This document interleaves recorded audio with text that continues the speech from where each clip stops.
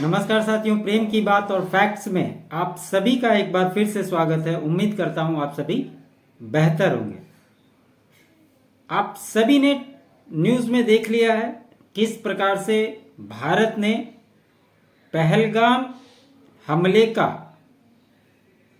जवाब देते हुए ऑपरेशन सिंदूर को अंजाम दिया और इससे जुड़े हुए कई सारे वीडियोस, मीडिया में फोटोज, हर चीज़ उपलब्ध है ताकि इससे ये बात स्पष्ट हो गई कि वाकई में ये काम हुआ।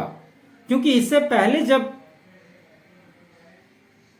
पुलवामा हुआ था और स्ट्राइक हुई थी तब कई सारे लोगों ने, खास करके आज के समय में जो ओपोजिशन में, उन्होंने उसके सबूत लगातार मांगे थे और इसीलिए इस बार इस तरह से ऑपरेट किया गया है इस मिशन को कि साथ ही साथ सेना ने अंजाम देने के बाद बाकायदा प्रेस कॉन्फ्रेंस करके पूरे डिटेल से इसकी ब्रीफिंग की और जहां जहां हमले हुए उनके तस्वीरों को भी साझा किया गया ताकि इस बार इस देश में वो गैंग जो लगातार सेना के शौर्य पर सवाल उठाते रहे, उनके मुंह में एटलीस्ट दही तो जम जाए, वो कोई सवाल ना उठा सके।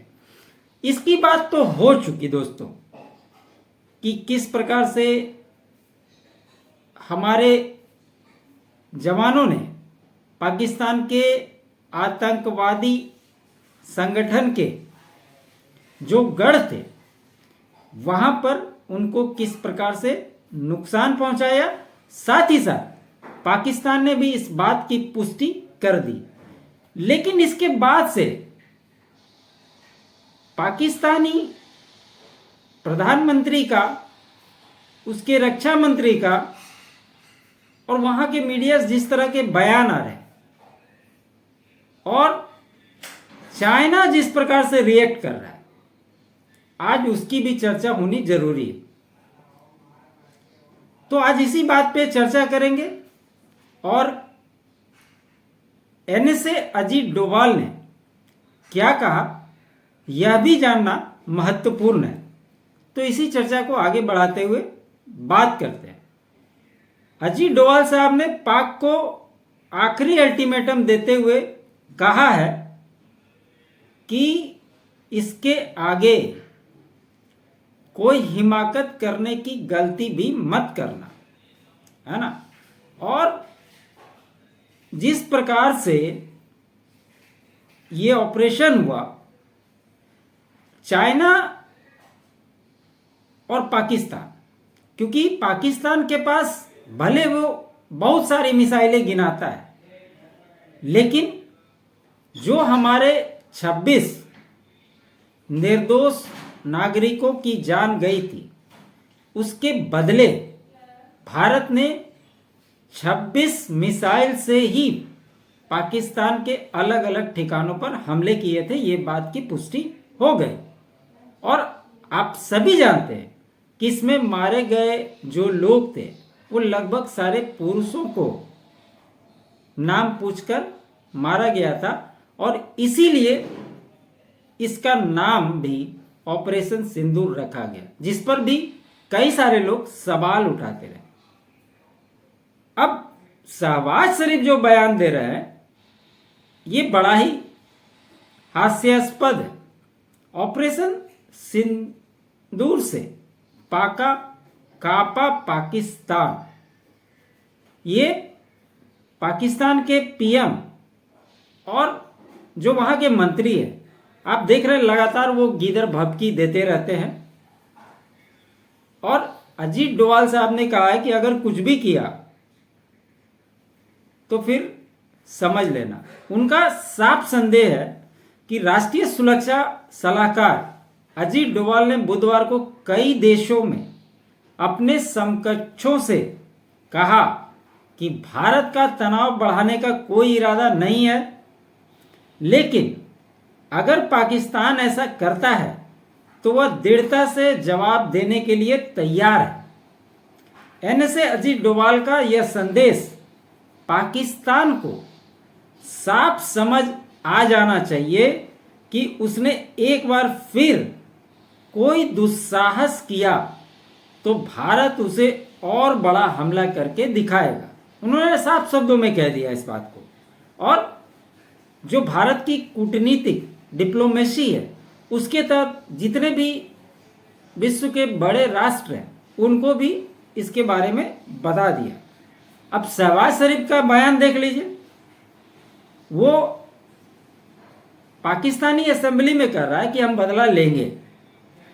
संसद में भाषण दे रहा था, वो दावा कर रहा है कि भारत के 5 फाइटर जेट को मार गिरा है, उसमें 3 राफेल। और जो पाकिस्तान का रक्षा मंत्री है ख्वाजा आसिफ, वो कह रहा है कि भारत ने अपनी ही हवाई सीमा में रहकर पाकिस्तान से मिसाइल हमले किए जो सीधे नागरिक इलाकों पर गिरे। क्योंकि पाकिस्तान तो कभी अपने आप को आतंकवादी और आतंकियों का संरक्षण मानता ही नहीं है, क्योंकि वो उसके नागरिक ही हैं। और आज भी आपने देखा मीडिया में कि जहां हमले हुए थे और जो लोग वहां मरे आतंकवादी, उसमें पाकिस्तानी सेना और सरकार के कई लोग उसमें शामिल हुए। तो पाकिस्तान का चाल चरित्र और चेहरा ये सभी के सामने उजागर हो गया है। इसको कहने और कहने की कोई बात है ही नहीं। शहबाज ने यह भी कहा कि हमने भारत के राफेल विमानों की कम्युनिकेशन लॉक कर दी और वो वापस चले गए। शहबाज शरीफ को राफेल क्या टेक्नोलॉजी है इसका ABCD का भी अगर ज्ञान हो तो समझ में आए कि वो कौन सा कम्युनिकेशन लॉक कर दिया और राफेल वापस आ गए। और उसके रक्षा मंत्री के बयान को सुन लीजिए, वो कह रहा है कि भारत अपनी सीमा में ही रहकर हमला किया है।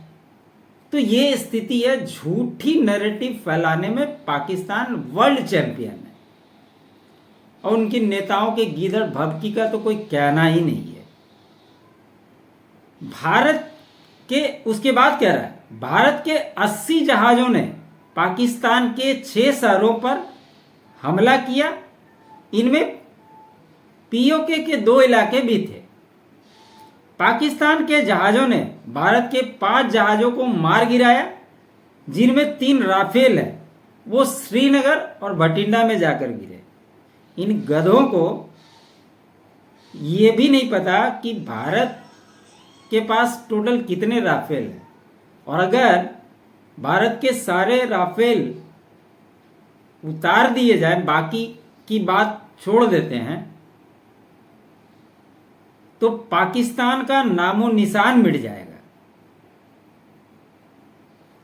जब भारत अपनी सीमा में रहकर ये कर सकता है, तो अगर सीमा पार होगा तो सोचिए पाकिस्तान की स्थिति क्या होगी, है ना। अब ये सारी बातें हो रही है। NSC में कहा कि भारत जानबूझकर रियासी इलाकों को निशाना बनाने का आरोप लगाते हुए अंतर्राष्ट्रीय कानून का उल्लंघन किया है। इसको हम अंतर्राष्ट्रीय मंच पर उठाएंगे, भारत के बयानों पर आपत्ति दर्ज कराई, उल्लंघन बर्दाश्त नहीं करेंगे, ये करेंगे, वो करेंगे, दिस दैट, यही सब कर रहा है ना। अब ये सारे मसले तो हो गए। सवाल उठता है, इसमें चाइना का भी एक विदेश मंत्रालय ने प्रेस कॉन्फ्रेंस की। उसने कहा कि India Pakistan conflict, China regrets military action by India, says it is concern after operation Sindoor, क्योंकि वो डायरेक्ट वे में शामिल हो नहीं सकता, लेकिन सभी को पता है कि परोक्ष परोक्ष रूप से वो पाकिस्तान के साथ ही है और पाकिस्तान को ही सपोर्ट करेगा। लेकिन चाइना के लिए सबसे बड़ी मुसीबत ये है कि जो रडार पाकिस्तान के पास है वो चाइना का ही है, J-17 वो चाइना का ही है। अब सोचिए कि हमारे देश के 26 मिसाइल पाकिस्तान के अलग अलग शहरों में जाकर अलग अलग ठिकानों को टारगेट करते हैं और सही टारगेट पे जाकर उसको डिस्ट्रॉय करते हैं, और पाकिस्तान का रडार सिस्टम एक भी नहीं पकड़ पाया इसको। अब इससे सवाल उठने लगा, जिस देश को चाइना अपना ये डिफेंस सिस्टम बेचना चाह रहा था उसकी पोल पट्टी खुल गई कि ऐसा कौन सा डिफेंस सिस्टम है भाई कि वो एक भी मिसाइल को नहीं पकड़ सका, और ये सारा कार्यक्रम आधे घंटे का चला, लेकिन इस पर इसलिए वो परेशान है। अगर उसकी बदनामी होती है तो जहां ये डील कर रहा है वो देश भी इसका साथ छोड़ देंगे। भारत के पास भी है S-400 है, और अभी जो उन्होंने लिया है IGLAS, जिसके बारे में मैंने पिछले वीडियो में भी चर्चा की थी, ये कहीं भी एक जगह से दूसरी जगह ले जाया जा सकता है आसानी से, और ख़ास करके पहाड़ी इलाकों में ये बहुत ही महत्वपूर्ण होने वाला है। अब चाइनीज़ का जो डिफेंस सिस्टम है वो है HQ-9। अब लोग कह रहे हैं कि ये ऐसा डिफेंस सिस्टम है कि भारत ने लगातार मिसाइल आक्रमण करते रहे और ये एक को भी पकड़ नहीं पाया। अब पाकिस्तान को तो जो हुआ सो हुआ, अब चाइना को भी ये बात सता रही है कि अगर हमारा एयर डिफेंस सिस्टम भारत के मिसाइल को रोक नहीं पाया तो कल के डेट में अगर चाइना में भारत हमला करता है या इस तरह की स्थिति बनती है तो उसका उस डिफेंस सिस्टम का क्या मतलब है, ये आप लोग भली भांति समझ सकते हैं। और जब प्रधानमंत्री नरेंद्र मोदी इस देश के प्रधानमंत्री बने थे 2014 में, उस समय भी एक 9L480 लोमार्ड सिस्टम ये भी चाइना से लिया था पाकिस्तान ने, और जब पुलवामा के बाद भारत ने एयर स्ट्राइक किया था उस स्थिति से भी आप लोग वाकिफ होंगे कि उस समय भी पाकिस्तान एक भी टारगेट को एक्सेस नहीं कर पाया था। वो तो MiG-29 से अभिनंदन जब अंदर चले गए थे तो उनका विमान क्रैश हुआ था और तब उनको बंदी बना लिया गया था। उसके बावजूद भी पाकिस्तान के पास अमेरिका का F-16 को क्रैश कैसे किया था वो भी सभी लोगों ने देखा। तो पाकिस्तान की स्थिति तो यही है दोस्तों, और डोभाल साहब ने सख्त संदेश देते हुए कहा है कि जिस प्रकार से यहाँ के हमारे देश के आम नागरिकों के ऊपर अगर तुम इस तरह का करोगे, क्योंकि आप देख रहे हैं कि लगातार पुंछ, उरी, नौशेरा, इन सभी जगहों पे लगातार जहाँ पे आम नागरिक रह रहे हैं वहाँ पे लगातार गोलीबारी हो रही है और उससे कई नुकसान भी हुए। तो उसको डायरेक्ट चेतावनी है कि अगर तुम नहीं सुधरे तो इससे भी बड़ी कार्रवाई तुम्हारे ऊपर होगी। और इसी कारण से पाकिस्तान और भी बेचैन। और एक बात मानकर चलिए कि जिस तरीके से भारत ने ये कदम उठाया है, ये पाकिस्तान के लिए और पाकिस्तानी सेना के लिए सांव छुछुंदर वाली स्थिति हो गई है, जिसको वो ना निगल सकता है और ना ही वो उगल सकता है। दोनों ही स्थिति में मरना उसी को है। होप आप लोगों को ये खबर अच्छी लगी हो।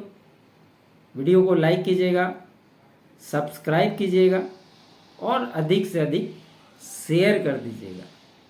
आप हमारे अल्टरनेट चैनल फैक्ट्स को भी आप अपना सपोर्ट ज़रूर दें। साथ ही साथ चैनल के लिए कंट्रीब्यूट भी कर सकते हैं। QR कोड स्क्रीन पे रहते हैं और बाकी डिटेल्स भी डिस्क्रिप्शन में मैं दिया रहता हूँ। ज्वाइन बटन भी आप ले सकते हैं। आप सभी का बहुत बहुत धन्यवाद।